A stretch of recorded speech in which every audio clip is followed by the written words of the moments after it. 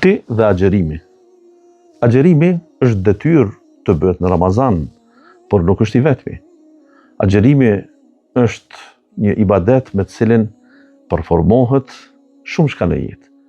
Fillimisht një ditë e agjeruar për hir të Allahut, çfarë do qoftë ajo? Nafile vullnetare, ta largon fytyrën nga zjarri i xhenemit për 70.000 vite. Pak të duket kjo. Agjerimi ishte për pejgamberin ton sallallahu alaihi wasallam shumë i shpeshtë, të hënë dhe të ejte.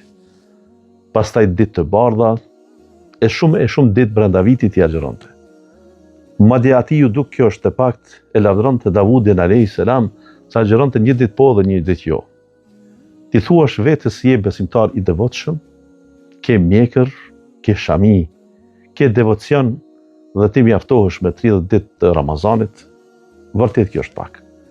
Kjo është për ata që sapo kanë hyrë në fe. Kjo është për ata që më mirë ka se heq, por ti ke avancim.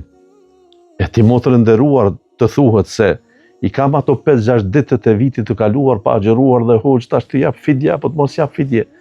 Agjerimin obligim nuk e përfundove brenda vitit me 225 ditë të tjera nuk i gjete të mundshme të agjerosh.